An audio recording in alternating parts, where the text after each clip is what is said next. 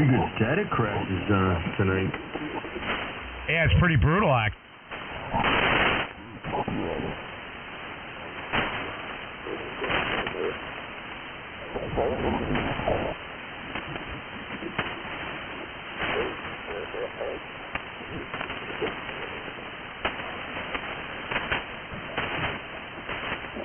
Gotta check the lightning map.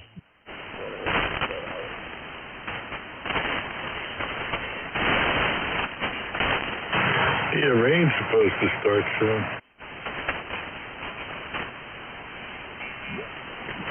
Maybe. I don't think it's going to be rain here. Here all day. I don't think it's going to be rain here. It's too cold. Winter wet. Yeah, it looks like a lot of activity out kind of off of Washington, D.C. in the Atlantic. There's a lot of funny air traffic been going from that area down to, what's that place again? Gitmo.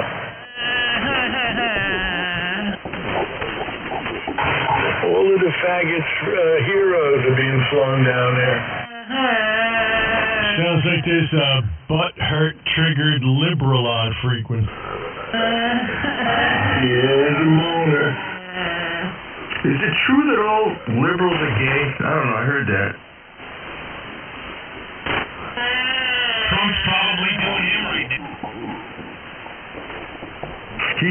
No, we have the Louima sticks doing him. You don't have to be gay to take it up the poop shit. According to the libs, that is.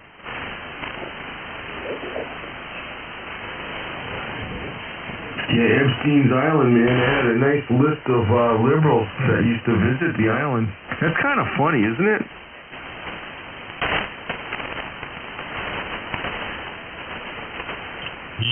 Yeah, kind of embarrassing for a few of them.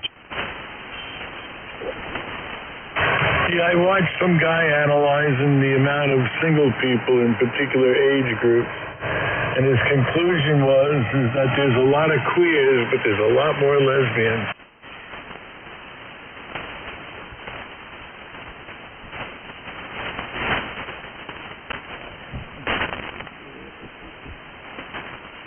How does he come to that conclusion?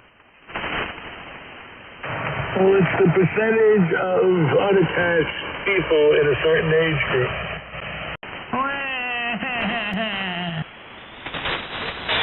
Just remember that God only invented two sexes. The Marxist Democrats invented the rest.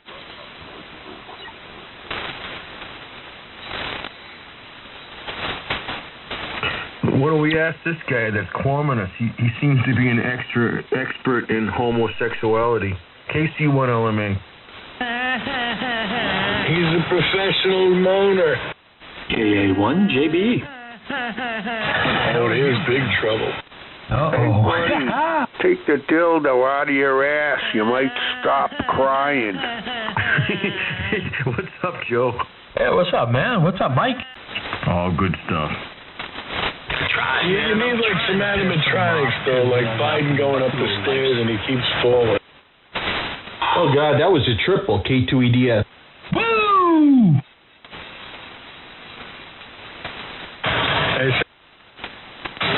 He needs some animatronics, like Joe Biden keeps tripping as he goes up the steps.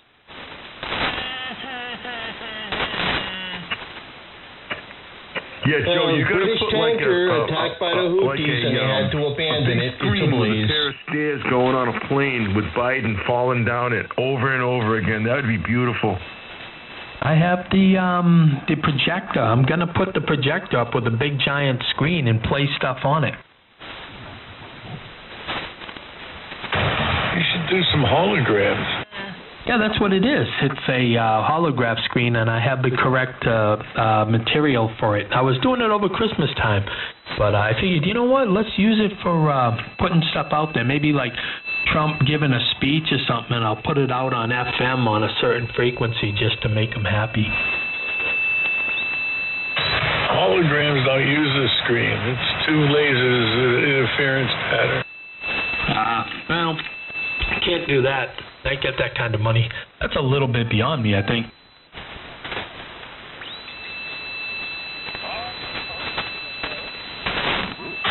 You can have Obi-Wan Kenobi show up and behead him. There you go. Give me 1 minute. Now I know some people are freaking. I'm going to go grab a cup of coffee and come right back.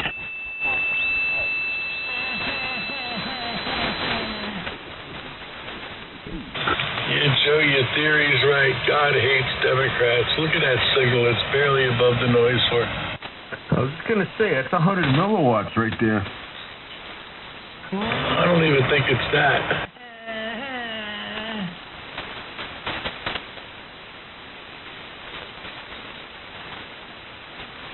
Hey, Jim, I know what I wanted to ask you. Do you know Bobby Morell? Nah, not really. You know what I'm talking about, right? Vaguely. It reminds me of somebody. I don't know. I don't know who that is. Who is it? Morell is a mushroom. It's I'll be back. Lab. He's in the big blocks in his I guess 1970 Nova. Oh, I know Bobby Morell. His license plate said "Smoke 'em." Actually, I forget what his license plate was.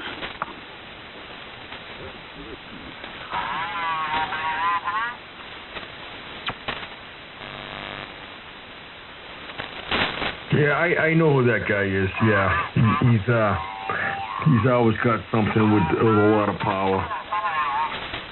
Yeah, he runs that Nova, and all summer and spring, or spring and summer, and he pulls the engine out in the winter and freshens it up.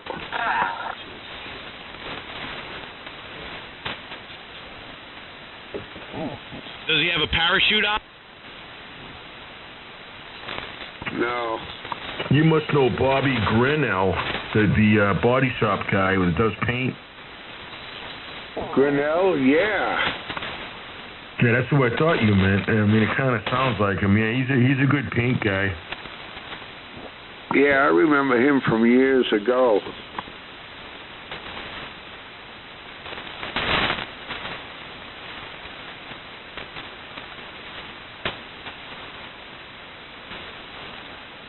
You know, there's another paint body guy and paint guy. You know Walter Lino? Yep.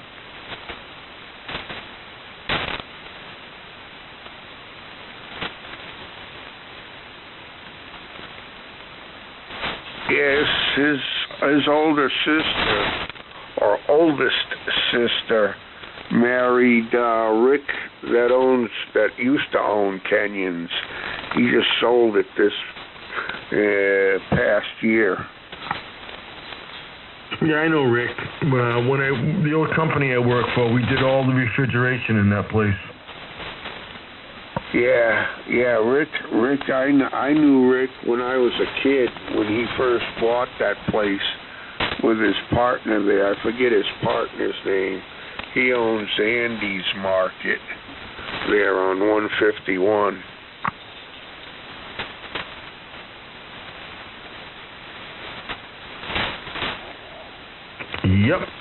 Yep. And the same owner of T-Ticket Market.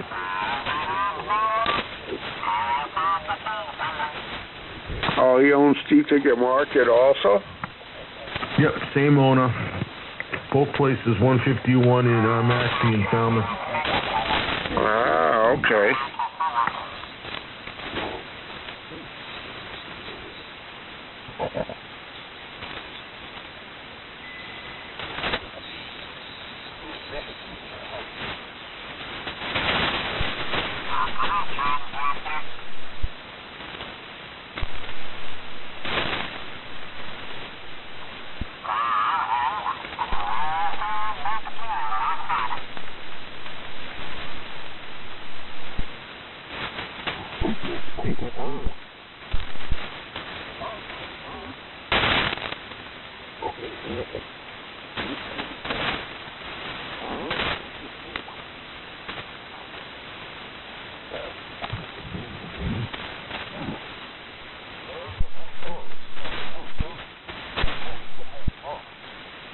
What happened to that crying lib? What's he sucking on his thumb right now, or is something else?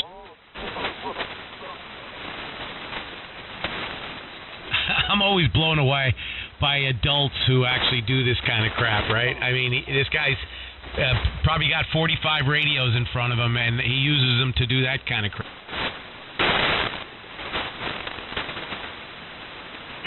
I can hardly hear the guy. Oh, he was super weak, but I just, it boggles the mind that an adult would consider, just that activity. It's just insanity to me. And it really speaks a lot to some of the freaks in ham radio that are amongst us. Well, that's a big pussy liberal that could never confront somebody and actually talk about it. And that's what you do. He's a coward hiding behind his radio. Yeah, ham radio is mostly people, in their 60s and 70s and maybe in their 80s, too. There are some guys out there, but it's amazing that they behave like that and they're able to look themselves in the mirror, too. I mean, it just baffles my mind, just like you, Rich. Yeah. Let me turn it up a little so you can hear me. A big pussy hiding behind his radio. A big pussy. There he is. Well, look at the videos you see on Twitter and elsewhere. Where they completely melt down. Starbucks is like one of their favorite places to melt down. Have you ever noticed that?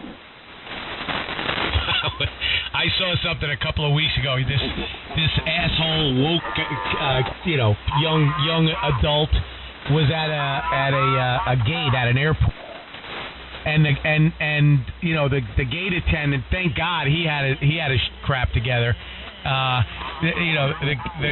The customer saying, "You misgendered me. You did it again. You called me he or she or whatever." And the dude goes, the gate attendant from Delta Airlines says, "Listen, if you want to play that, I'm gonna get the cops. They're gonna be out of here. You'll miss your flight immediately if you keep this." Hey Harry, Starbucks would be the place that people do that, like the libtards, because they're the only ones that'll be stupid enough to pay $10 for a cup of coffee. Yeah, Roger. Yeah, Jay, I saw that video. That dude kept his cool, and he handled that snowflake pretty well. And Jay, yeah, speaking of Starbucks, they got 3 sizes of coffee there, 3 size coffee for the coffee cups. And this guy does this test. He takes the small one and fills it all the way up to the top with coffee, and then he pours it in the medium size cup, and it's the same amount in volume, and then he pours it into their large, whatever the hell they call it. They get these weird names for them, and it's the same volume. You get the same amount of coffee no matter what size you order. The only difference is you pay more for the large one. Yeah, I saw that, and it's interesting how they do that with the way they configure the cup, So yeah, it looks bigger, but it really isn't. Yeah, well, P.T. Barnum said there's a sucker born every minute. Well, look at the clientele they're selling it to, KC1LMA. Hey, so I had to look this up. I'm looking it up right now so there's 4 sizes, and this is why it gets so friggin' stupid. So a tall is the smallest cup they have. A grande, which sounds grand and big, is the next level. A venti, which to me means 20, so maybe that means 20 ounce. Like venti in Italian is 20, and then a Trenta, which should be a 30. Trenta is the biggest. So there's 4 sizes. Il Stupido is the biggest size I think they have. Whatever you do, don't go in there armed, because They don't allow guns in Starbucks, okay? So whatever you do, check your guns outside. And remember, when you're in there unarmed, it is a shooting gallery because of their own policy. That is all. Why can't I sue them if something happens? It's going to be concealed, so they're not going to know I'm carrying. And if they do find me carrying, what are they going to do? Shoot me? They don't have guns. They just ask you to leave. They can't do anything other than that. And, so if you get hurt in a Starbucks because of somebody coming in and shooting you up, I guess your rights were taken away, and you should be able to sue Starbucks, right? I don't know, but Jay, if they catch you in there with a gun, I think their policy is to start crying. Yeah, like the guy that's on the air here. Yeah, exactly. I mean, they're not going to catch me with it anyway. It's concealed. You know, that would be quite accidental if they do. Yeah, listen to the poor little bastard. He's so far in the distance, that's why he's crying. I can't even hear him anymore. Is he still on? Which one of you talked about Starbucks being the meltdown capital, but just for sheer, giggles. You're hearing the guy driving the Louima pole, move it back and forth. There's tons of video. I wouldn't go to Starbucks anyway. I'm not paying $10 for a cup of coffee. What are you, nuts? Look at this. Listen to this. A trans worker fired after confronting a woman who misgendered her at Starbucks, and I guess there's a video about. Poor Starbucks.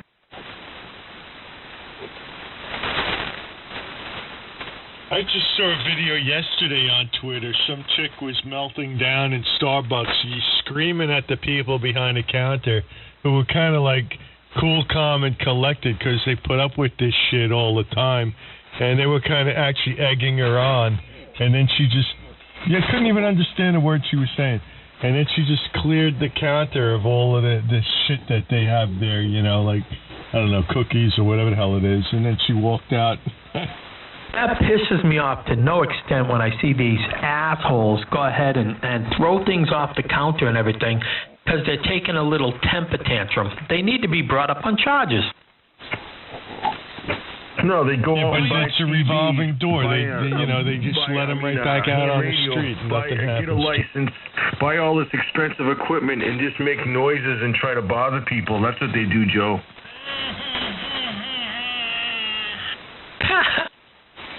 I don't even think they got a license. I think they just. I think I know this guy. He has a license. I think his name is Mark. I know who he is. To make trouble. No, they got a license. They just have no friends. No one wants to talk to them, so they just aggravate people on the radio. And they're liberals. I think this What's guy's the name is connection Mark. there, guys? I'm pretty sure I know who it is. I may be wrong, but I've got a good idea on this. Oh, yeah? How close does he live to you? Well, thankfully not close enough, but I've got some ideas. Well, if he stops doing it, you hit the nail on the head. Well, like I said, I'm pretty good at this kind of thing, and technology is a wonderful thing when you have it.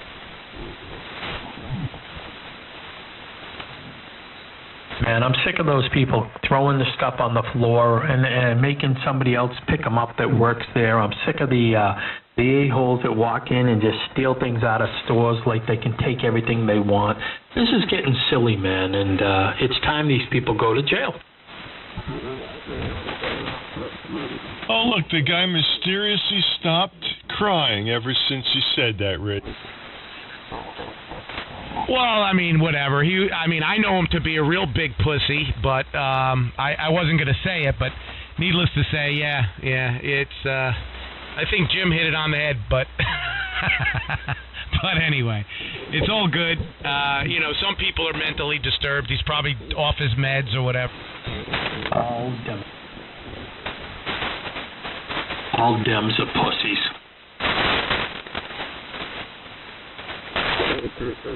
He had to go to Starbucks and get a cup of coffee. That's why he stopped.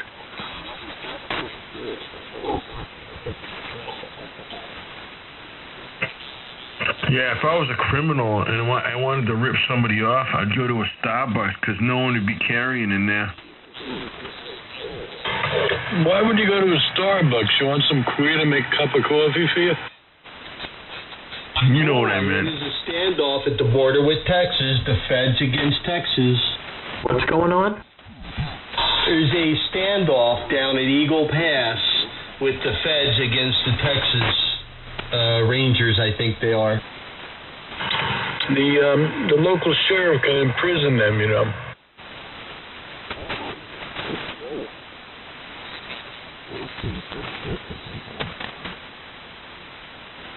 Well, I mean, in case you guys didn't notice it, they just keep pushing and pushing and pushing. The intention is to get, you know, the more pissed off leaning people to do something stupid, which is the same thing as January 6th, right? I mean, they did that and let it happen. They egged it on because they're going to use that, you know, for infinity. And these are the kinds of antagonistic things that are being done to this country intentionally to draw us in, and that is a reality in my book. No, we should just suck them all down into the tunnels where they're putting the children.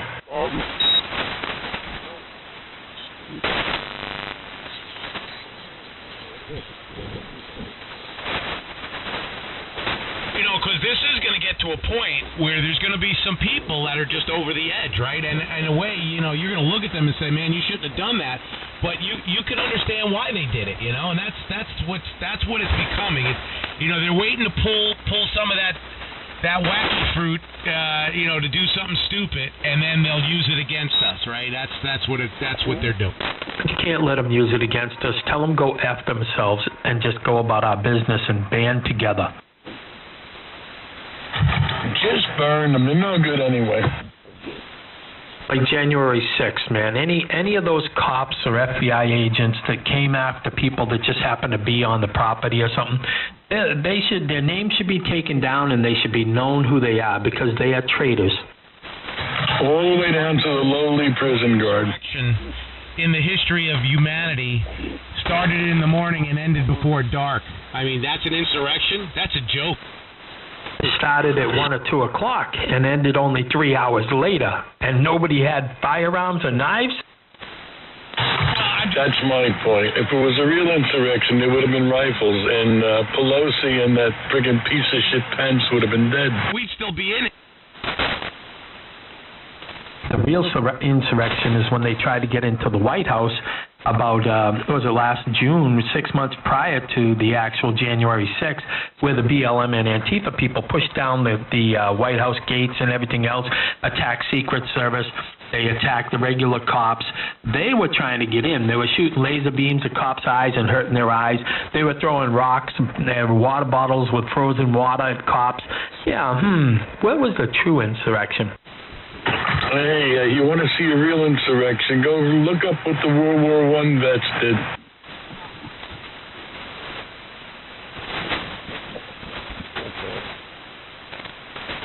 It was all a setup so they couldn't bring onto the floor that there was irregularities in the vote tallying, and, you know, that's the whole reason it all happened. It was all big setup. Did you see the weird fake bombs that they had at the RNC and the DNC? And both of them were set to go off 20 minutes prior to 1 o'clock, but they actually couldn't go off because it was just like egg timers, and there was no explosive setup to go off, so it was just like a fake bomb, just to make things go. So if they didn't have that insurrection, so-called, the little riot that they claim, they could have turned around and said, "We've found bombs! We've found bombs!" Well, that's how a retard Democrat makes a bomb, Joe. You know, they're developmentally disabled. Well, most the bomb was planted 17 hours in advance, but it only had a 1-hour egg timer attached to it. So figure that one out. Riddle me this, bet. Well, they don't even know actually when it was placed down. The videos they bring up don't really show the truth. And then on top of that, their videos were 1/6, not 1/32 or 130 or 129. Nope, they were shooting at 1/6 speed. And then the egg timers were set for 20 minutes prior to 1 o'clock. 20 minutes, and they couldn't go off. They didn't move. They were stuck where they were. It was all a setup, man, just to sit there and so at 20 minutes of 1, if there was nobody did anything at the Capitol, they could have just brought the bombs out and said, we found bombs, and it's set for 20 minutes from now, and then they could have come in and tried to deactivate them and all that crap. But since it didn't happen, they let little kids walk by those bombs. They saw kids. The person that found it went and told the police and told the Secret Service, and nobody moved, nobody did anything fast, and little kids were walking by. They didn't coordinate it off. Nothing. One of the exit poll questions they did on these last 2 elections, they asked the exit polling people, whether they thought that the last election was a bit of a hoax, and there's a huge percentage of people that agree that there's been some flim-flamming going on. So that's kind of it's quite interesting. 40-something%. Yeah, I might have heard a little higher than that, but yeah, those are big numbers, right, Mike? I mean, that's that's interesting, and it's not because Trump said it, because people know. I mean, listen, this has been going on forever, but we got to listen. If they're going to cheat, the right's just got to figure out a better way to cheat. I guess that's the only way around. Listen, I'm a native New Jerseyan, and I've been here all my life, and we've been cheating since day one.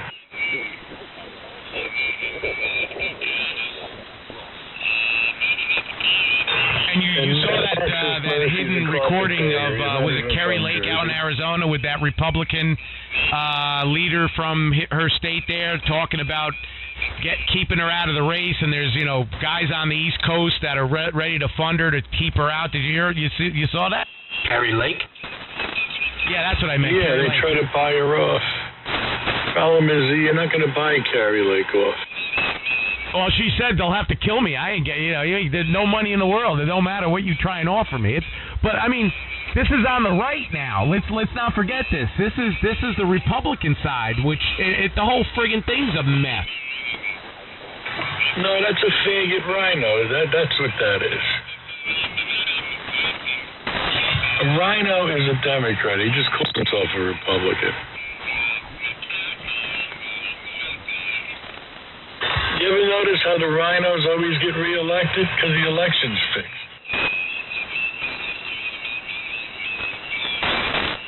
Yeah, well, like, what's his name? Shoot, the guy that was in Trump's first, let's see, Paul Ryan. What a scumbag that guy turned out to be. Paul Rhino? They have video of him in the bubble bath with Marco Rubio. Paul Rhino.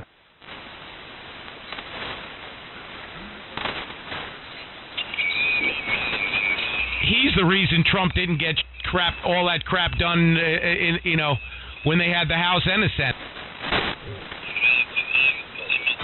He needs a good ass whooping.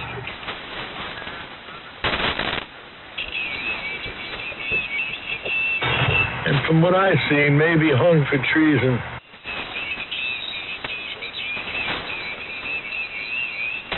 And Turkey Neck over there, whatever his friggin' name is, the old man who's going batty too. He's got to go. The old man's going batty. You mean Satan's Jew, Schumer? No, I'm talking about the minority leader there. The Republican, Turkey Neck. Oh, Johnson. Yeah, Johnson's a piece of shit. No, I don't mean I don't mean Johnson. What the hell is his name? Hang on. Johnson's a Johnson. Adam shit. No. Oh, Liddell Adam shit. I'm talking about Turkey Neck, the Republican. Oh, Mitch McConnell. Mitch McConnell? Chi-Com Rich. You're right. Mitch. His friggin' whole neck and head looks like a goddamn turtle. You're right. I'm blown. And he's married to a Chinese woman.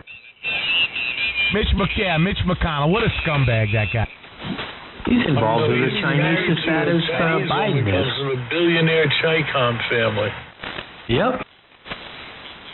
Are you saying he's married to a spy, Joe? Oh, I don't know if she's a spy. Unlike Adam, what's his name, Eric Swalwell, who was messing with Fang Fang, and she kind of raised money for him, got him in the position he's in, and she was a Chinese spy? Well, what about Feinstein? She's gone, right? Feinstein or whatever from California. She had a chauffeur for like 8 years. They found out he was a Chinese spy. 8 years, 20-something years. Bang bang. Fang Fang went bang bang? Fang Fang did bang bang. Ooh. She loved you all night long.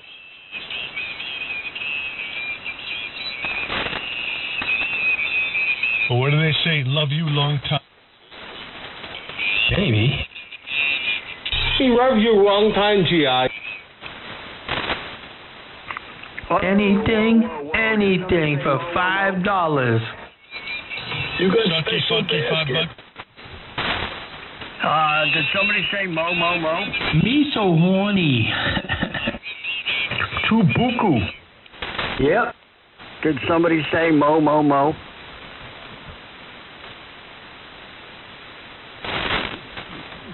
And I'd like to say hello to all the little creeps that are creeping on us right now so that they can try to say something that they hear this evening later on. Hello, little creeps. Oh, the faggot brigade. Oh, yeah, man. The main one sits there and listens. He listens and then tries to use it later. You know, I heard the other day. Waste of human flesh. Oh, God, yeah. What a piece of shite. Hey, maybe if you're listening, I was banging your old lady too, man. Like everybody else, we all took turns. Yeah, that's why he used to beat her. He's a big man. Nah, that's why she left him, because he wasn't a big man. Oh, he's bragging now. He's got a 28-year-old pole dance. What's his name? He considers somebody that goes up and down on his pole dancer, so I bet it's Fred.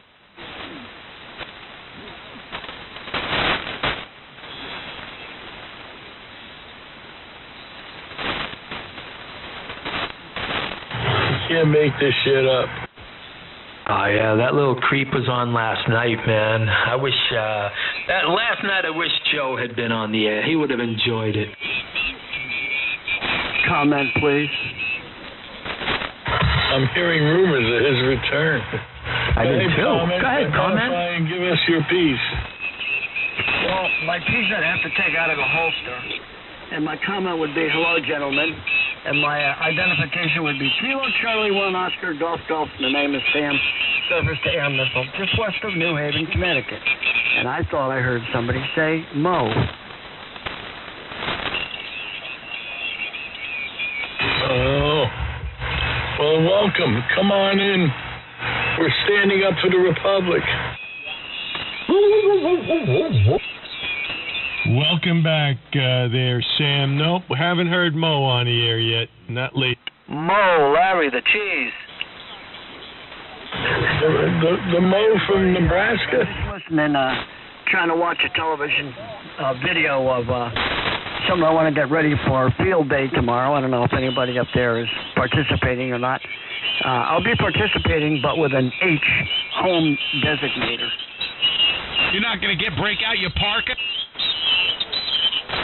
I'm not going to participate. My raincoat down here. I'm not a Rainbow Coalition kind of guy. So they have field day tomorrow? I guess we should never refer ham radio operators as rainbow operators. So field days tomorrow again? Yeah, Winter winter field day. day. East Coast starts at 2 p.m. local time. Well, there goes the bands. Not on this freak.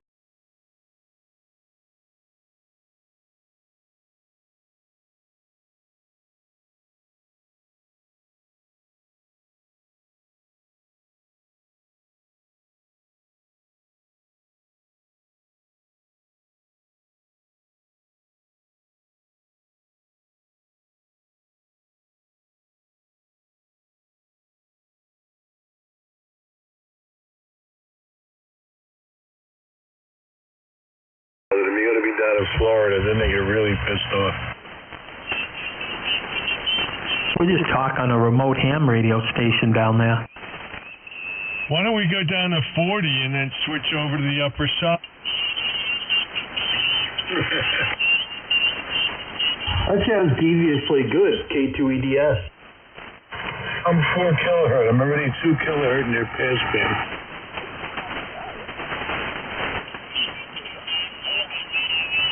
I'm always up for hoogling over them.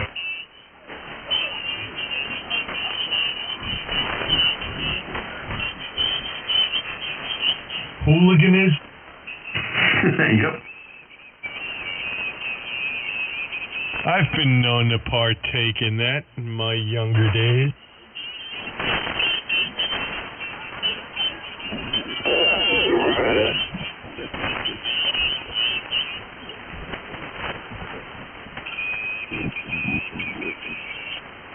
Oh, now they're on 46 too. Okay.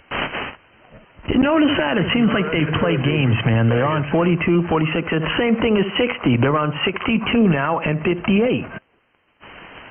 They're queers. Yeah, but you guys, I mean, I'm only running 80 watts here. You guys all are blowing them away. No, not in Florida. When KX2B was in Florida, it freaked them out. They were threatening them. That was pretty funny. He said, yeah, he said, you've been jamming me for years, and now I'm in your backyard, and you don't like it, you faggot. I'll set up a remote station down in Lakeland at a friend's house. That should be bothersome to them.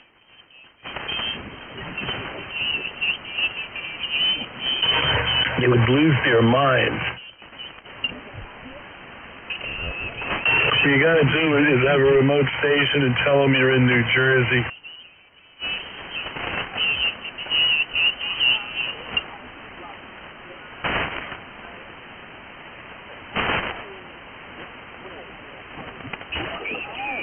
They got remotes across the country. You can actually pop on all the remotes yourself. You don't even have to put up one. There's a couple remotes in Florida and Georgia, South Carolina. They're all down there. Well, that's where these chumps are, Florida and Georgia. Oh, God, yeah, man. There's stations right down there. Yeah, they're big bucks, though. No, not the ones that are on. You can go on remote stations for free. You need a real station with a full boat. Dude, they do. They're pulling full power on some of them with gigantic systems. Oh yeah, man, those remotes they're set up pretty cool. A lot of them.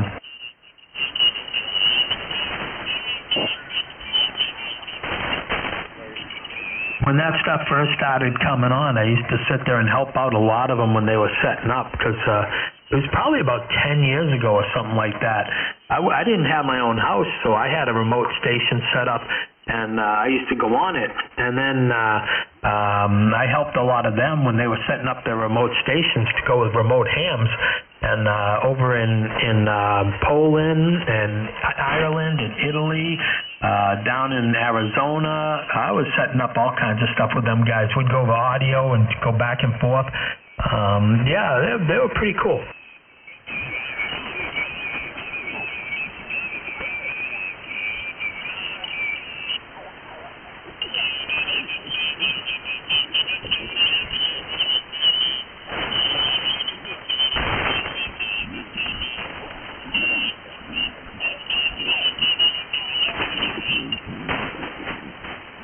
Man, I put a video out on True Social and everybody's commenting about it. That's funny.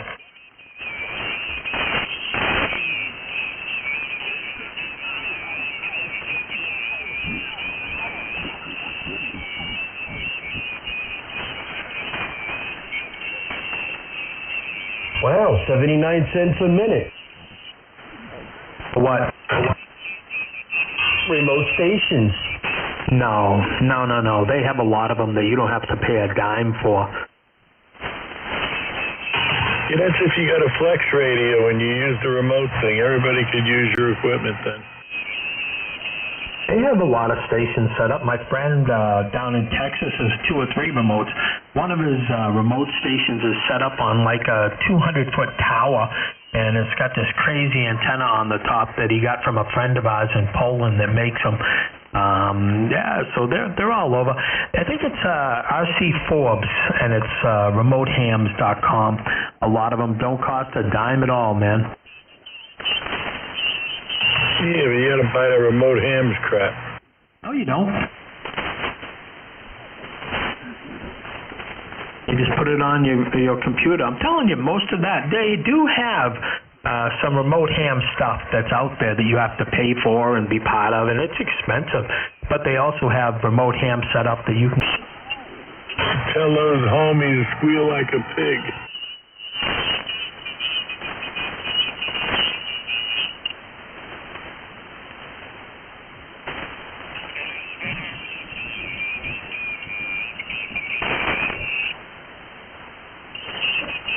Wee!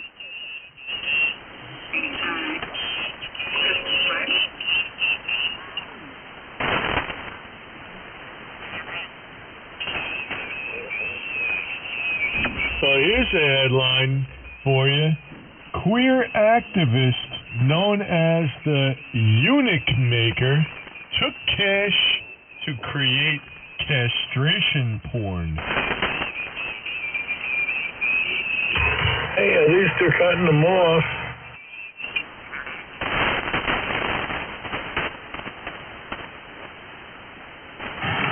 They're very, very, very sick people. That's why they're Democrats.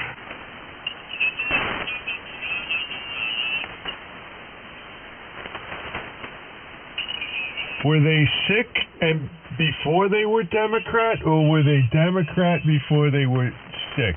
I'm trying to figure that one out. Oh, no, they were sick before they were Democrats. They used to call themselves Tories.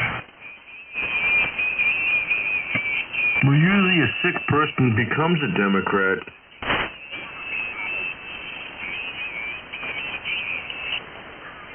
Usually the useless pieces of flesh are Democrats, because they want to parasite the rest of us.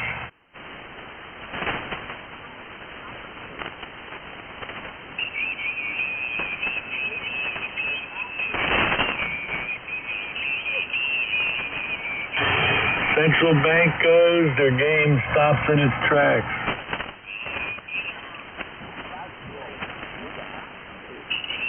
That's why this Chevron case in front of the Supremes is so interesting.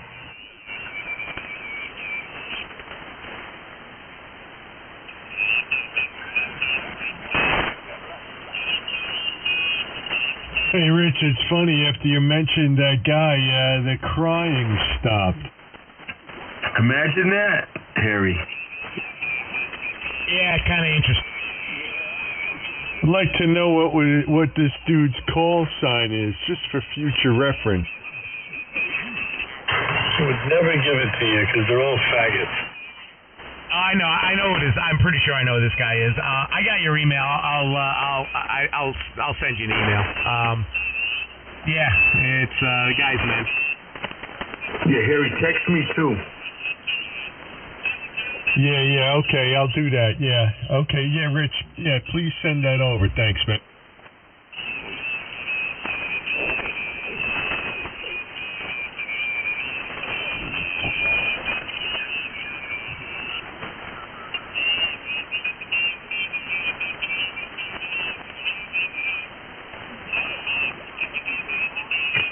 Hey, Joe, did you shoot the 50 yet?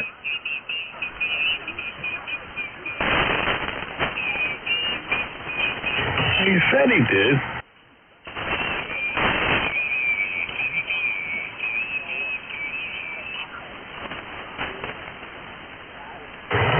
Imagine not going to the range. You got to bring your hand truck. Well, the Cape Cod Gunworks, Mike, you can actually rent one of those things. It's kind of funny.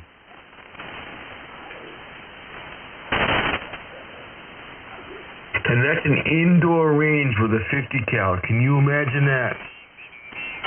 Yeah, but how big is it? How long is it? I don't know. I usually do 25 yards when I got the pistol. I think it's like 100 $1.25 maybe to the very end, and there's all kinds of shit, rubber stuff, and at the back, maybe $1.50 at the very back. You need at least a 500-yard range for that kind of playing around. Yeah, but what do you shoot at in an indoor range with a 50 cal?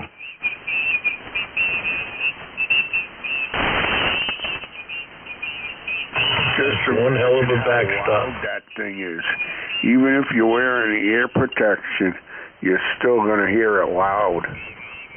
It's like getting hit in the chest with a baseball bat. I know, that's crazy. I don't like indoor ranges anyway. I like to be outdoors. Not as loud as you think it is. Oh, I've heard them before. I've heard them outdoors, but I can't imagine them indoors. I watched a video one time of a guy stalking a bear, and he was hunting, obviously, and he shot the bear with a 50 caliber pistol, and he used a what do you call it? One of those V things that you put it on and rest the barrel on so you can hold it without shaking. He took the bear down. First of all, that's a bipod. Secondary, 50 cals. We're talking about a rifle, 50 BMG, whole different animal. Oh, I'm talking about... Yeah, the weight of the bullets like night and day. I was amazed to see this guy do this. It was pretty cool. I think the BMGs are like 200-300 grains. The BMG's like 750. Yeah, that's between 600 and 800 grain of 50 BMG, depending on what you got it loaded at. Yeah, Roger. Something like you can't compare that to an AE. You can't compare that to an AE. That might have been like a 500 Smith or like a 460 Smith or a Casull round. 500 Smith, you could put a scope on that pistol and you could use it with a monopod. The 50 A&E was developed like 15 years ago, totally different. The BMG's been around since the Ma Deuce days. Hey, Harry, if you're listening, send me an email. I can't find your email. I thought you sent me an email with some like lighthouse photos, but I can't. And I can't. I know you don't put it on QRZ. Take mine off of QRZ and send me an email. And I'll reply to it.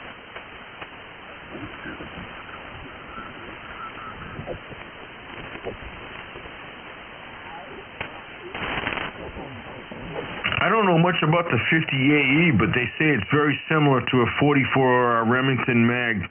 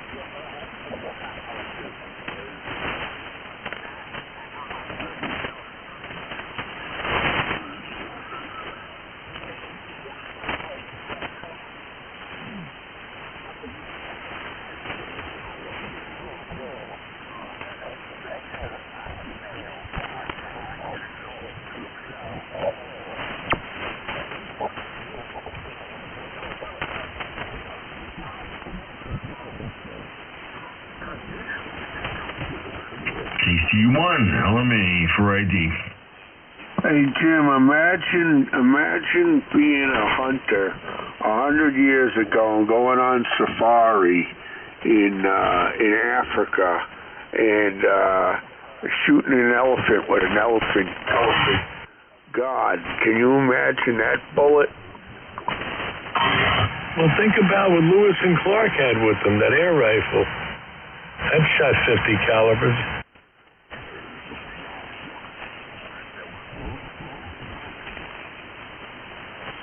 I got a bunch of air rifles that shoot 22, 177. I got 3 pre-charged pneumatic guns. I fill up with scuba air tanks, and I run them up to 3,000 pounds. This rifle had the pump built right into the stock. Yeah, I got a couple of those. That's a spring air. Yeah, I've seen those. That's pretty cool stuff right there. Air pressure is amazing.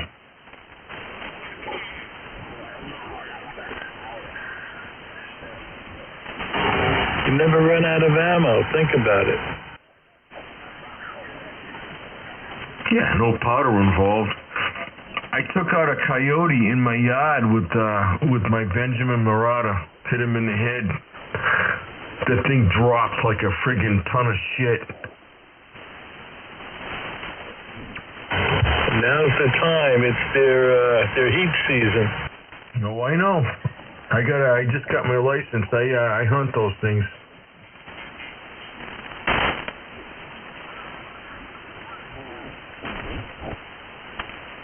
That's why I bought that Mini 14. We got coyotes and fox and all that crap. Even what do you call it? Bobcat. I have bobcat in my backyard because I had cameras back there and I got them on video, which is pretty interesting. Bear as well, but not as frequent here. Bear are very rare. But somebody about a week and a half or two ago got bit by a fox. They captured the fox. It had rabies, so they have to get treated for that. But yeah, it was aggressive apparently and bit them. Fox is a little bitty thing. I wouldn't shoot. I wouldn't. I think foxes are cool. I would not hurt a fox.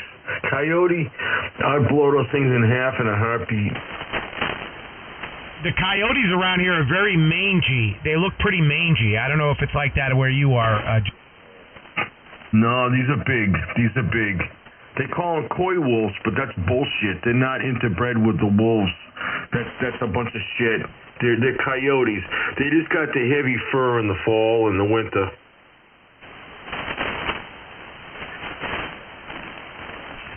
I have video of a coyote in my backyard. It was like watching Mutual of Omaha, Wild Kingdom. This coyote, it was during the day. I wasn't home, but it was captured on. I got 3 of those outdoor cameras, that are on my Wi-Fi, and they have SD cards in them. Anyway, this coyote approached it like stealthily, really low to the ground. It was a groundhog, and about the last 5 feet, right before the coyote was on the groundhog realized it was coming on him. So the groundhog ran into these massive bushes that are between my property and my neighbor's. And the coyote went in head first, and the bushes were like growing down from the ground. I figured, man, the coyote's gonna lose his eyesight or something. Well, about like 3, 4, 5 seconds passed. It came out with the woodchuck in its mouth, and it did the quick twist, and then ran into the woods with. Yeah, they grab dogs all the time. They grab cats. I had a buddy of mine that had coyotes took 2 cats right off his deck. Right in front of him. One of them was in front of him. He looked out his window and his cat was in the coyote's mouth and he was running down the stairs to his deck. The coyote. Hey, lap dogs aren't dogs, they're rats. Big, and they don't look mangy at all. They're huge and yeah, they're dangerous, very dangerous. 223 hollow point, 55 grain, boys. KC1LMA. WZ2. 1 Fox, Yankee Fox. M2OIM. Coyotes are like Democrats. They're parasites. It's funny when a 223 hits them right in the hind quarter. You do the hot lung shot. It rips the thing almost in half. It's kind of cool.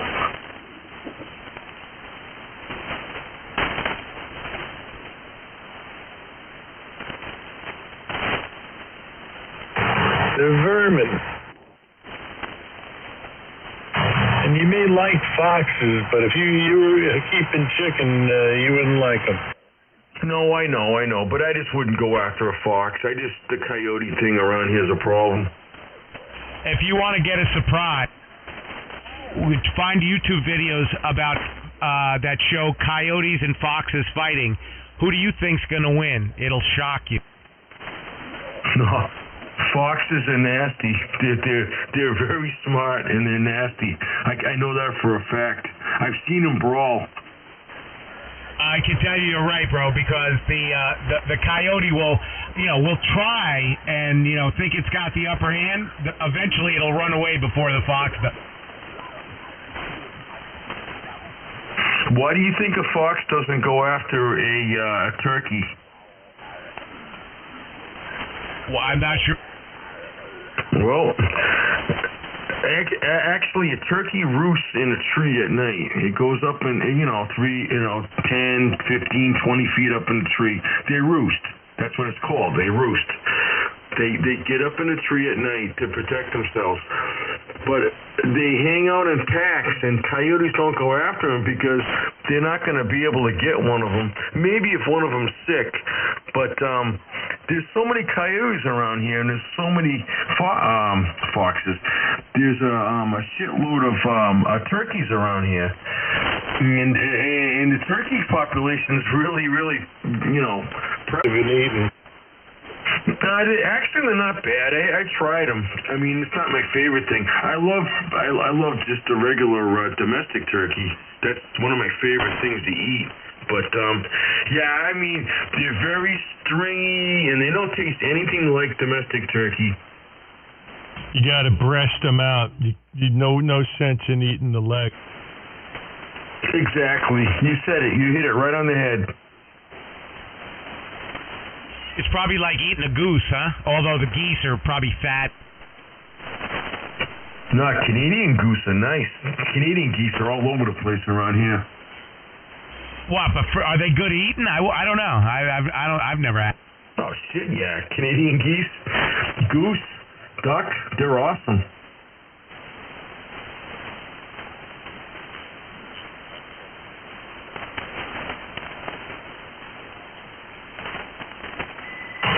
I never eaten one myself, but the people I spoke to that have say it tastes like turpentine.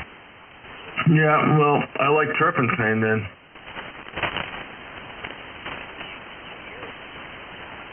I think I got Borg in me.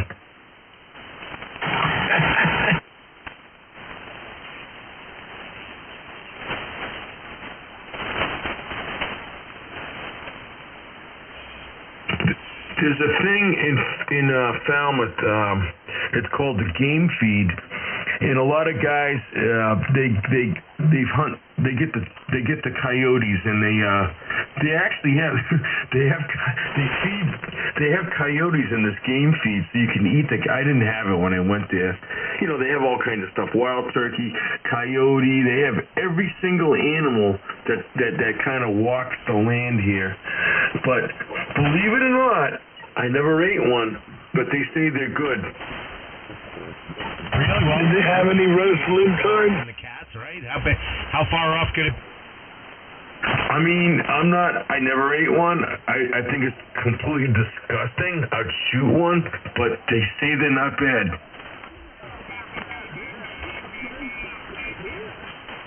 A little extra garlic, you'd be all right. Pigeon is quite a delicacy, so I'm told. Yeah, they call it squaw. And I've had pheasant, delicious, both. Pheasant's awesome. Pheasant squaw. Quail is good eating. You ever have quail? They're just really, really small. Oh, absolutely. I've had quail a bunch of times. The pheasants are much bigger. The cock pheasant, obviously the male. But yeah, pheasant's really good, but they're very, very small. You gotta crank them out. You need a bunch of them. Like a Cornish game head. Feathers, right? They look a lot bigger until you defeather. Like a Cornish game head. Right, exactly. Hey guys, go to that dude's QRZ page and look at this guy, the crier. He's got a picture of himself on his web page. And this has definitely got to be that schmuck. What's his call? Check out your email. I sent it to you. Yeah, don't say it on the air. Anyway. Send it to me too. Oh, cool. I just, I'm gonna look him up. I think that call sign rings a bell. Oh yeah, it should. He's been around, but yeah, the guy's a loser. So look at this guy. He looks like a real libtard. He fits the bill. I think he's Antifa too, to be honest. Oh God. So check all the boxes for a complete asshole.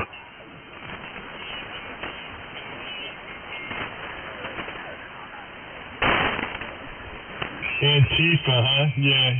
He probably looks a lot better with a mask on, I'm sure, but, you know, he's only good in a gang of people. You take him one-on-one and you'd probably knock him out just by breathing on. They're all like that. Somebody inboxed me here. Didn't you get that, Eric? Negative. Should be on your text. My phone's turned off for the night. All right, I'll email it to you. Thank you, Cowboy. Here we go. Thank you.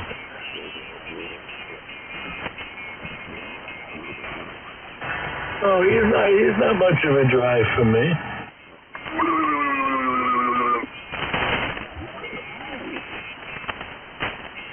He's a member of the tribe, Mike. Oy vey.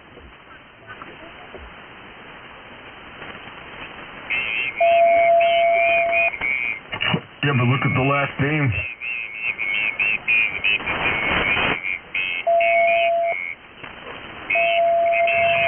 Can't go by their names.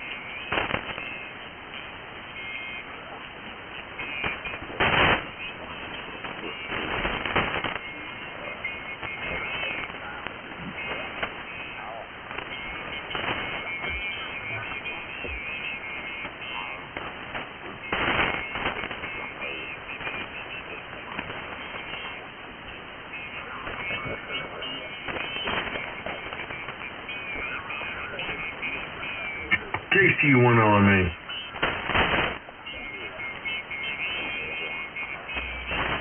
WZ2P. Kilo Charlie 1 Fox Yankee Fox. How are you, Fred? I'm doing all right. 1 meter 2, quality and quantity. What was that, Fred? I said I'm doing fine. Hope you're doing as well. Yeah, very good, very good. Me too.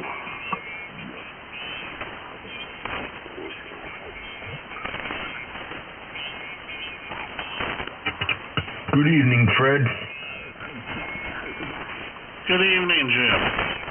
How are things going down Old Cape Cod tonight? No complaints, man. No complaints. How you doing tonight, Fred? What's going on, Harry? Nah, too much. Just sitting back with my feet up. Yeah, I was sandbagging last night. I heard you. Did you get your maiden voyage in today? Oh, no, I didn't. It didn't seem like the kind of day. It was kind of foggy, damp, and misty. So, I don't know. Maybe tomorrow we'll have to see. It doesn't seem to sound like rain. I got to see what the wind looks like.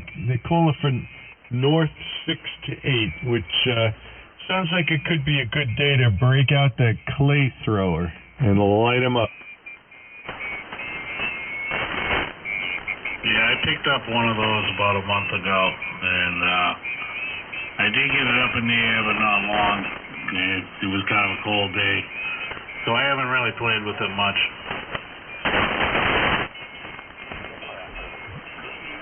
Yeah, Roger. Yeah, I'm kind of, I'm kind of looking forward to doing it, but I'm just gonna pick the right day for my maiden voyage. I don't want to, first time out. I've never flown one before, so I'm a little bit apprehensive. Yeah, they're pretty forgiving.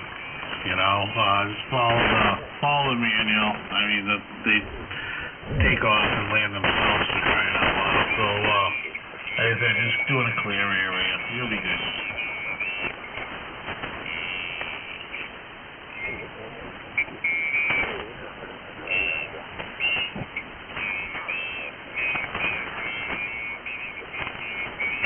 What did you get, Harry? I got a DJI Mini 3. They were on sale at Costco.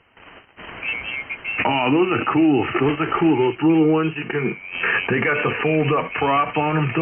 I got a buddy of mine with one of those. Yeah, the legs all fold out. I was just amazed at the engineering, that goes into just the fuselage or whatever you want to call it, and the way the arms fold around and all of that, really a real piece of art in a way, You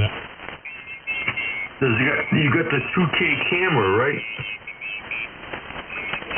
It's a 4K. Oh, man, that they take some incredible pictures. Yeah, you get some nice pictures down by your way, that's for sure.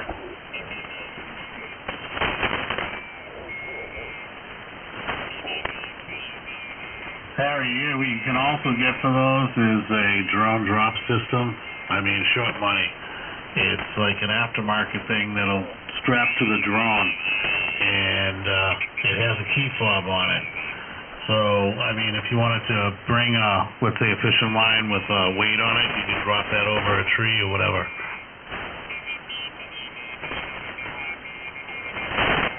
Yeah, that's a good idea.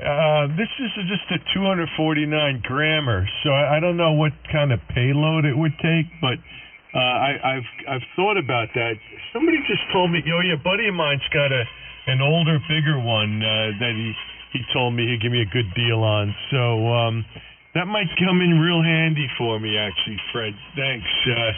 Yeah, because I want to put up a full wave 160 loop. And I would definitely need to use that to accomplish what I want to do. Yeah, look up drone drop system on the internet. They'll bring you to either Walmart or Amazon or whatever. I mean, you get these things for like $20. Yeah, Amazon's got them $20, $30. Yeah, there's a couple of hams up here in New Hampshire that do that. you know, they go around, help people, you know, they give them that alternative of putting that fishing line with a weight over the branch. You could also drop an M80 down your neighbor's flue pipe if he pisses you off. See, that's why I'd buy one. Yeah, we were all thinking it, but we didn't say it. Is that the deal that you can strap a 45 onto it? You know, an old-fashioned 1911 that has a 100-pound payload. The problem is it costs $33,000.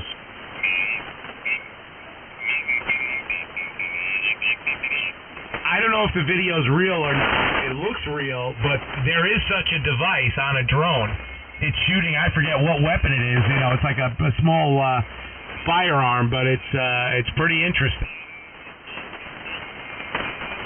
You know, some guy and his son rigged something up with I think it was a 1911, and they were, you know, this video of him actually firing the gun from it, and I think they got in some kind of trouble for doing that too, if I'm not mistaken. Could be wrong.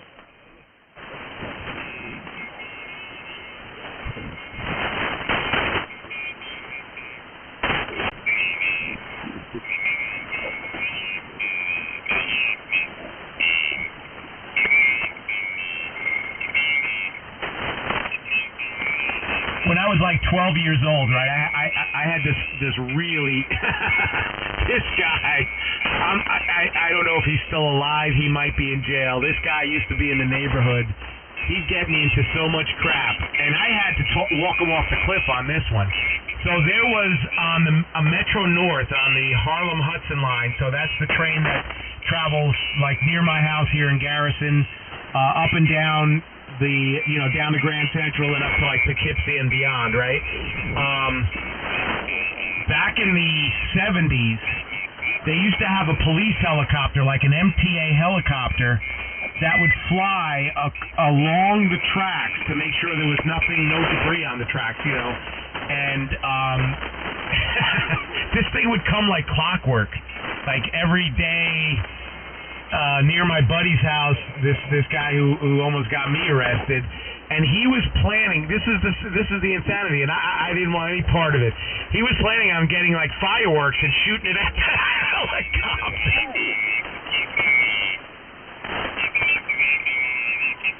Yeah, that's pretty insane. A manned helicopter, I guess. And yeah, there was like two people. It was one of those like plastic dome, glass dome, you know, like I forget what they called them, you know, so they had really good visibility, and it was two people in the helicopter, yeah, and they would go up and down the tracks, north, south, just, you know, making sure the tracks were clear and all.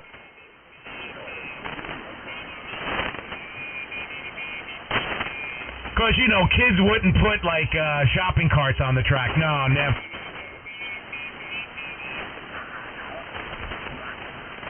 We used to put pennies and nickels on the track when we were kids.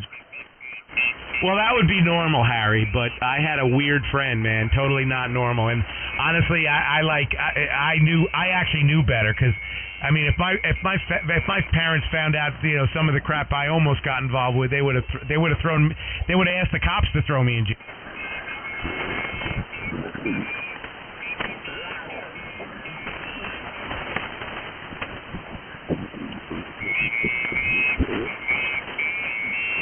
And of course, this was around the 4th of July, right? So fireworks was a big thing in my neighborhood. Everybody was able to get them, right? And you had bottle rockets and bigger stuff, and he was working this whole plan. Like, dude, you're friggin' nuts. I'm not doing it.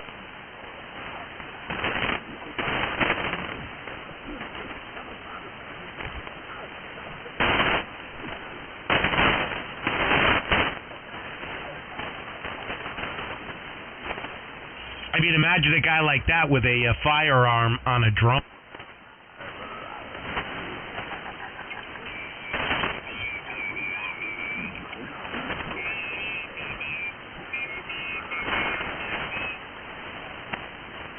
You ever see some of them drone videos from the Russian-Ukrainian conflict? some of the shit that they use the drones for is pretty devastating. It's somewhat hard to watch. But it's amazing what they do. Yeah, I saw Ukrainian footage where they dropped a drone right through the sunroof of a car of one. I guess there was some Russians there, and the guy came out of the car hobbling, and then they sent another one. They were a little bigger than hand grenades that they were dropping off of.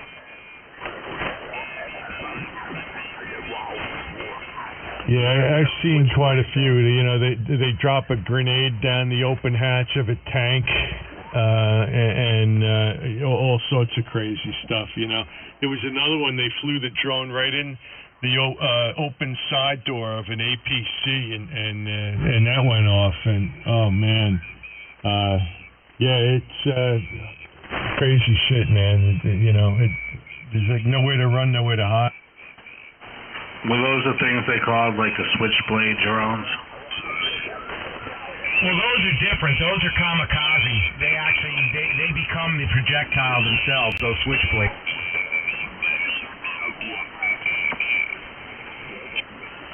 So they fly them right into the target and explode. And a lot of people don't realize drones are an extremely difficult thing, not because they're small, for radar to track. Radar's pretty much tweaked. Mike could probably speak to this, but radar's kind of tweaked for fast-moving objects. I mean, obviously, if you ramp up the gain, you can see birds and crap, but you don't really care about birds. And things like drones, they're kind of in the bird category, and because they're so slow, they never really get that kind of imaging.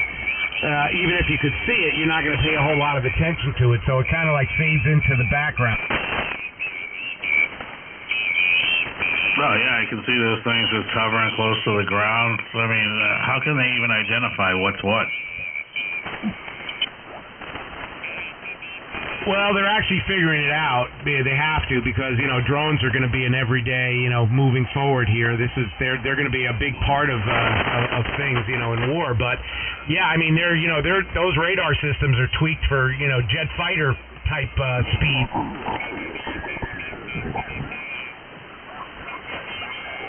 What you're going to do is have two different radar systems, and two different radar operators.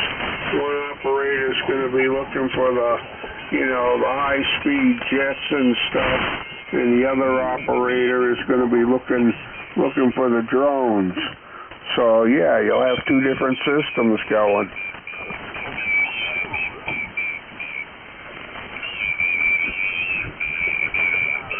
Well, radar's come a long way. I mean, now they have these ASA radars, which are just panels. They're nothing like the old, like what you still see at the airports. They're nothing like that anymore. They're much more powerful, and they can do beam steering, and probably do a much better job. If they're properly set up for it to pull out these drones. But yeah, it's going to be a problem because when a drone looks like a bird and a bird looks like a drone, it's going to be hard to distinguish the difference.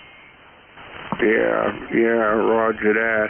Well, it's just like on a lot of these boats, these big boats, ships, they have radar, and then they have two radar systems or more, and what happens is one radar system is set at one height, and the other radar system is set lower and aimed at a different angle, in front of it. So you have two different views of what you're looking at. You know what I'm saying? So you'll do that with aircraft. You'll have, the fighter jets and the airplanes and things, and then you'll have the guys looking for the drones.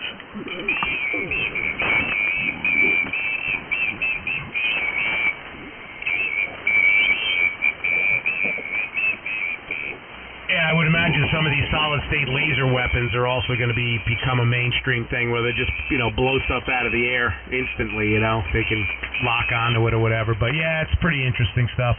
I was going to say something, and I forgot. It slipped my mind. It had, whatever. It'll come back. WZ2. wouldn't doubt it if we had laser on some of these satellites we got floating around up there. You know, the Star Wars thing that supposedly got canceled.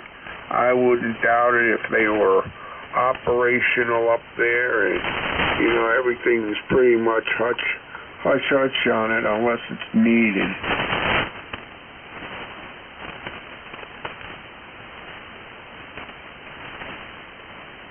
Yeah, I'm not sure, right? Because those weapons require a whole lot of energy. You know, I mean, I guess there are some nuclear power packs and things that they've put into, you know, space objects and stuff for super long, you know, like some of those deep space probes and stuff that are going away from the sun, and they can't rely on solar panels because you know, there's just not enough energy because they're going away. But laser's pretty mainstream in satellite, you know, modern day satellite from a standpoint of RF is easy to jam and easy to, you know, you could spy on, you know, if you understand what's going on in on the RF side of things, you could pretty much listen in on it. So they use a lot of laser comms between satellites in these constellations to communicate, so that they're not using radio frequency, you know, satellite to satellite. And I would imagine even at ground stations they've got that available to them. Yeah, but I'm talking about laser as a weapon. You know, they fire a missile, and once it comes out of the atmosphere and into space and reaches apogee, they can shoot it down, you know, with a satellite. Oh, no, I'm familiar. The only problem I have with that, I mean, I don't know enough about it, but I would say during the Star Wars years, there were no, I mean, at least that were, you know, that were known. Most of those lasers were chemical lasers, and they were big. Solid state lasers have become a reality, and that would be what you need, but you still need a lot of energy to drive those. But back in the 80s, during the Star Wars conversation, all of that was chemical laser, and that would, you know, the size of those things is way massive. I mean, I think they put one of those in like a 747 fuselage. They do, you know, a chemical laser, and actually tested it and it worked. But you know, that would be a much bigger payload for a space application. Well, I can agree with you there, but you're looking at something that, you know, was looked at 35, 40 years ago, and I'm sure they've had a lot of technical advancements in that research, and I'm sure that there is something, you know, I mean, look at the fact we got the, what is it, the Space Force now. I mean, come on, they're not just sitting there looking up at the sky. I mean, there's stuff that we don't even know about, that we'd probably be flabbergasted at the technology and weaponry that there is.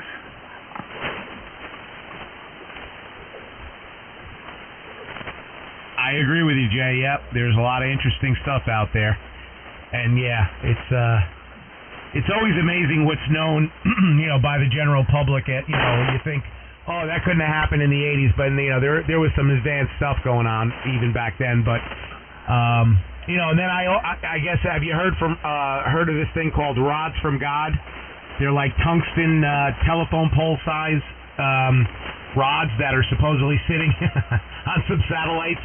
And the kinetic energy, if they were to just drop those back into Earth, you know, you know, they'll penetrate Earth's atmosphere, no issues. And then if they hit the ground, it's like I forget what the number of atomic bomb. You know, it could be as bad as that, and it's just from a gravitational standpoint. There's no explosive on it, just from it dropping from space. Oh yeah, of course.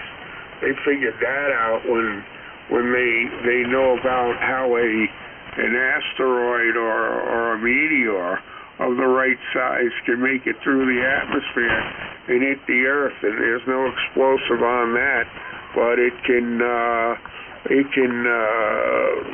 do some devastating damage.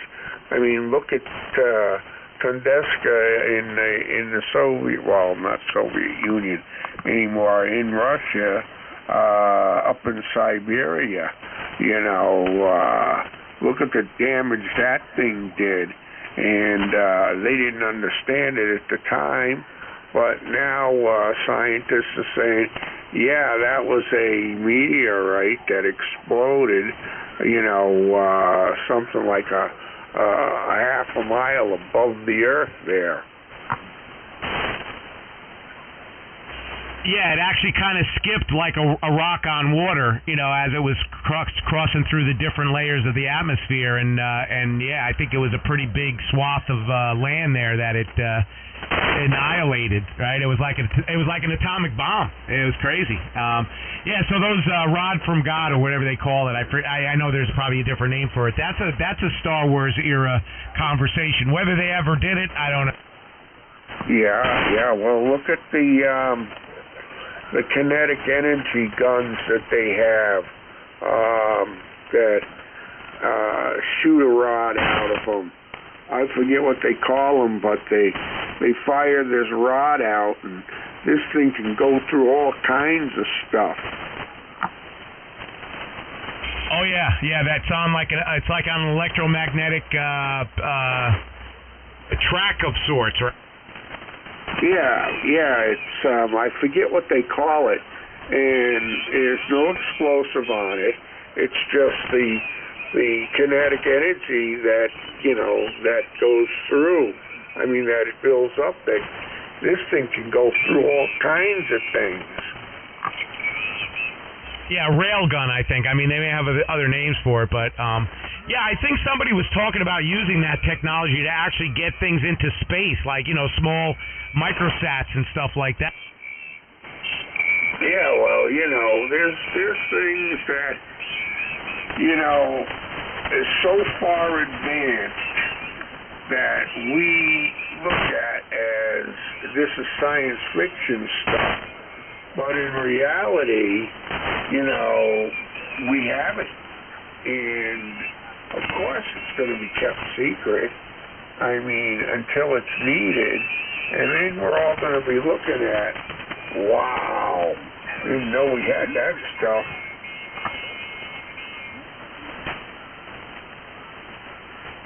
Well, and some of the I guess issues with detecting a lot of that stuff is they don't, it doesn't have a propulsion system or something for like a heat sensor to lock onto. I mean, I'm sure it gets hot as it's flying through space or whatever, but most of the stuff we're looking for has a jet engine or something that that they lock onto as one, in one of the sensor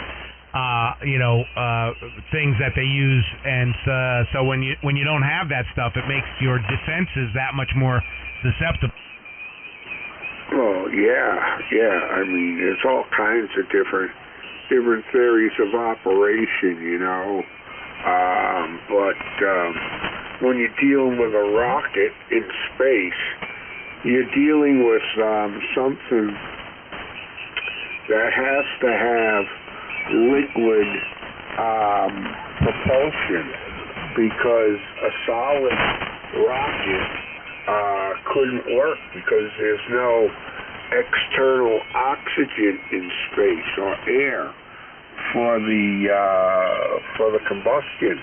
So you're going to need liquid oxygen and something else, an oxidizer and a propellant, so that it could make the spark, to make the flame, to give you the thrust.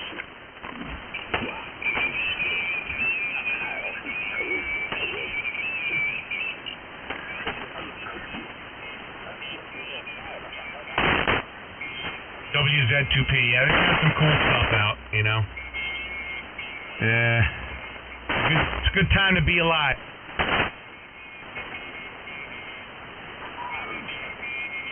there's some crazy stuff. And, you see a lot of this stuff that is,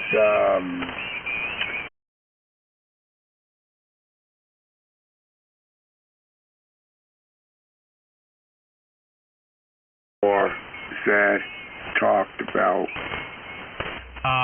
Very close to it. Flying Wing was from the 50s, and of course they didn't have the fancy paint and stuff that absorbed some of the radar, but they knew already, early on that cross section had a very small footprint to a radar system, right? So between the shape and the added electronics and as far as evasion and that absorbing paint, it's quite interesting. It's not that it's not detectable, but it's not detected as a might be detected, I think, as a small object versus what it actually is, like a bird or something. But there was I was watching a documentary on it a long time ago, and they had some kind of thing that looked a lot like it in the 50s.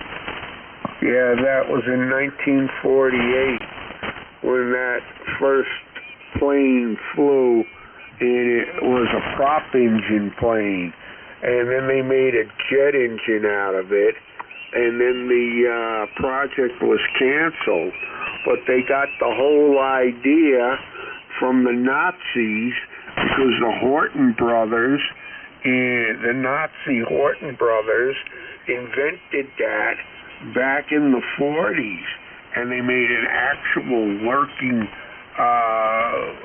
prototype of this, and it flew. Yeah, it's kind of good we got some of those German guys on our side, Van Braun and all them, because let me tell you, bro, that would have been one hell of a. Well, the Horton brothers didn't give it up. We picked up the blueprints and all of the data that they had from the experimentation with it, and we picked up an actual working prototype of it. But the Horton brothers were killed by the Nazis so that they wouldn't give up any of the secrets, although they left a detailed library on the stuff that we captured. That's very interesting, Jay. I was not aware of that. That's cool.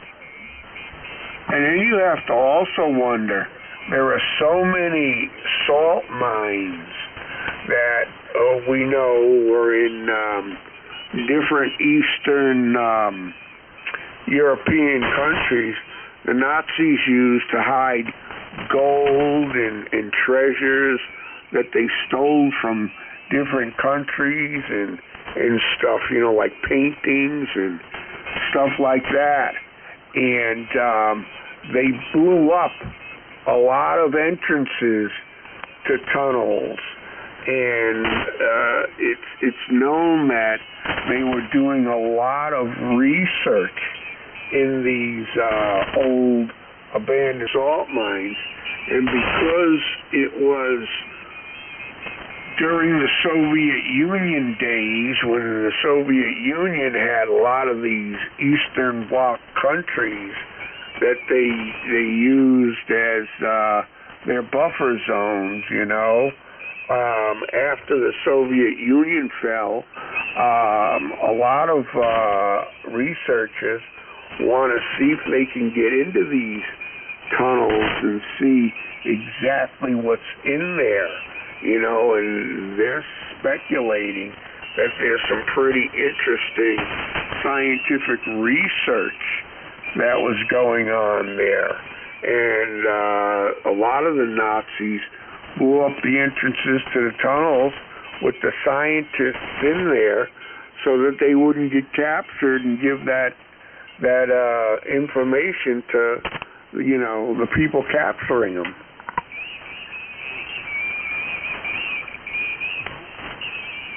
Yeah, that's horrible, but there's probably still a lot of unfound amazing information, like you say, tucked away in these places. I would imagine somebody's got their hands on a lot of it. I know there were places in Europe during World War II that were kind of neutral, and they played both sides of the fence. And I think Portugal was one of them. And in Lisbon, there was a lot. When I traveled there many times, we went to my dad used to stay in a hotel usually the day before we would leave to come back to New York, because it was about a 6-hour drive on the old mountain roads to get from where my parents are from down to Lisbon. And at that time, that was the only airport that was doing transcontinental flights. But anyway, there was in the 70s, I stood at a hotel called the Hotel Phoenix. And there's a huge amount of history about this place. It was like a high-end hotel, and my dad would always stay there. And I remember in like 1971, maybe 72, I asked my dad for like a quarter, like 25 cents in Portuguese money at the time. He's like, nothing's here, because I said I wanted to get a Coca-Cola. And he gave me like a $20 bill, which was really worth like maybe $1.50. But this is in like 71, 72, something like that. And even back then, the prices in this place were exorbitant, in today's standards. I don't think that place exists anymore. But apparently that was a well-known location for spies during the World War II era, and the Portuguese were actually working with both the Americans and the Germans. Like they were getting it from wherever they could get. Oh, of course they were. And who was big on that was the Swiss banks. The Nazis put a lot of stolen gold and treasures in with the Swiss banking system, and a lot of stuff they stole from the Jews, and a lot of that stuff they made so difficult to be reclaimed by the Jewish people, because the Nazis destroyed all the records of where these Jewish people came from, their birth records, because they were just trying to erase the Jew from the face of the earth. And they kept all this money, of course, and they made so many billions and trillions of dollars with this money because they got it for free, And then you got and they were working with both sides. They were working with the Allies, they were working with the Nazis, and so was the Pope in the Catholic Church. He'd turn around and say in public, bad Nazis. And then behind the scenes, he was saying, yeah, kill the Jews. And then he helped, the Catholic Church helped all kinds of top-end Nazis escape to South America. I mean, yeah, there was a lot of that going on. Hey, guys, I'm going to wish you all a 73 and cash in the chips for tonight. Good QSO, and we'll catch you tomorrow. W2QAQ. Good night, gentlemen. All right, Harry. 73. Yeah, have a good night, Harry. WZ2P. Yeah, very interesting, Jay. Well, it was a crazy time, and I forgot to mention that Hotel Phoenix, because it was well known for being a hotspot during the Cold War and World War II, and even way after that. It was a well-known place for spies, what do they call it, spy fair or whatever. Actually, there was one of the older James Bond films, I don't know if it was the first or second one, but one of the early on James Bond film, they actually filmed it. There was scenes filmed right at that hotel, and there was this roundabout right in front of the hotel with like a fountain, and of course James Bond actually stayed at that hotel as a spy. So yeah, it was kind of a cool place. It was the quintessential 70s like Cold War. It was just, I don't know, it was something about it. It had all of the just the way it was decorated. It was weird, but very interesting, and I'll never forget it. And I was very young when I was there. Yeah, that was very interesting to see, you know. And I'll tell you something. I got a nephew who married a Argentinian woman. She was born in the United States, but her parents were from Argentina. They immigrated here, you know, I think it was in the early 60s or mid-50s. And, of course, Argentina is where Dr. Mengele, who was a well-known Nazi, and he was fascinated with twins, you know, and he experimented with a lot of them.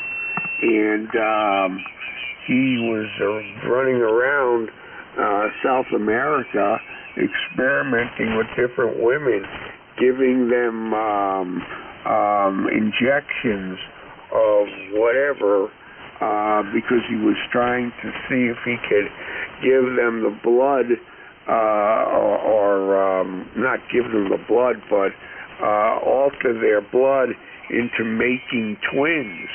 Now, my nephew's wife is a twin, okay? And my nephew had 2 sets of twins. So his wife was a twin, and she gave birth to twin girls, and then she gave birth to twin boys. So figure that out. Yeah, Jim Jim said goodnight while you picked it up, just so you know, Jay. So yeah, that whole skip a generation didn't work for her, huh? No, so Mengele was doing something over there. So would you say Jim signed also? Yes, he did. Just as you picked up, you keyed up, he was signing out. It's getting late for me too, but yeah, well, you know, Brazil and Argentina were chock full of Nazis. You know, that was those 2 places. There was a lot of German names down there. Yeah, exactly. And so there was a lot of funny stuff going on.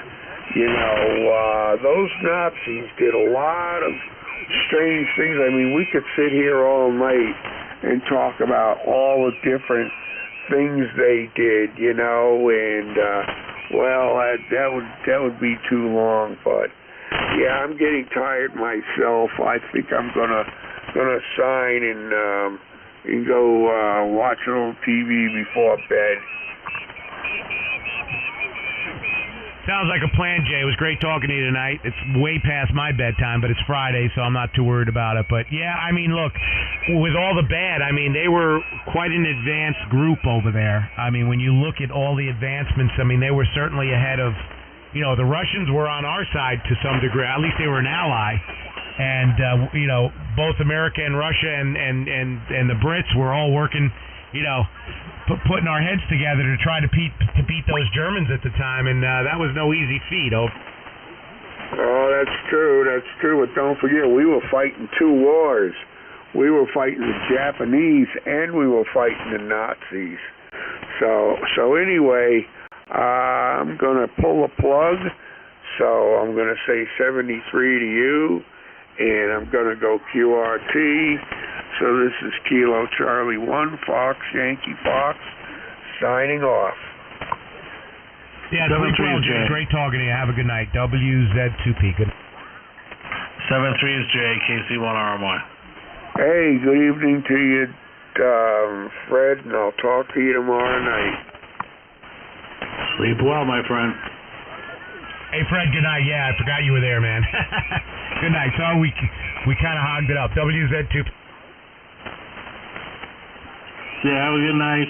Sleep well, and we'll pick it up again. KC1RMY.